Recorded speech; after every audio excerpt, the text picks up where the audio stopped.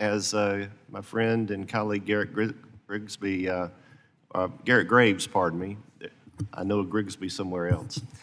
As my colleague Mr. Graves mentioned, there's no question you have a tough job. I will reiterate what he underscored, in that the duplication of benefits really is a big issue for a lot of us. And we would love to see the administration stick with the intent of Congress, on that, because that certainly is a big issue for many of our disaster survivors. Speaking of disasters, we have a lot of hurricanes come through, obviously. My district is southeastern North Carolina. In 2016, we had Hurricane Matthew, had a lot of flooding with that. In 2018, we had Hurricane Florence, a tremendous amount of flooding with that. And, it's quite common for residents who live in condominiums, homeowners associations, housing cooperatives, that when those natural disasters hit, they can get no assistance from FEMA. And just curious if you foresee that will continue to be the case, or if there's been any internal discussion about modifying the rules and regulations to where they would be eligible moving forward. So, Congressman, people who own their homes, whether that be an individual home, whether that be a condo, whether they're a renter in one of those homes, they're all eligible for our programs. Our decisions are based on a number of factors. One is most certainly the amount of insurance they have and what insurance covers, and then whether they have actual damages to their homes and what we can repair for those homes. But we also provide things like rental assistance, which people are eligible for regardless of whether they're a homeowner or a renter.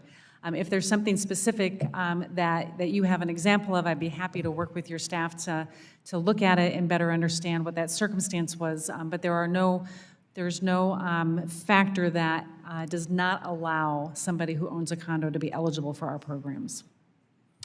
Well, historically, FEMA has been very resistant to helping those that are technically classified as a homeowners association, and many people live in, neighborhoods, big and small, that have a homeowners association, and therefore they can't get debris picked up. There's always, municipalities get reimbursed through public assistance for picking up debris, et cetera.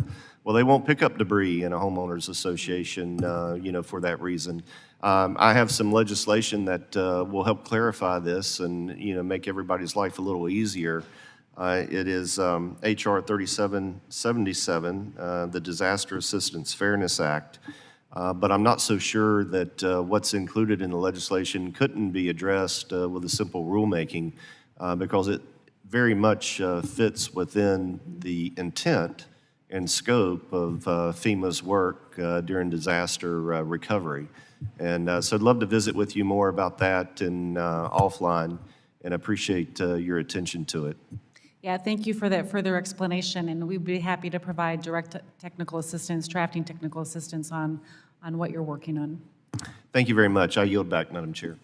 Thank you, Mr. Rouzer. With that, the chair recognizes Mr. Ryan from New York for 5 minutes.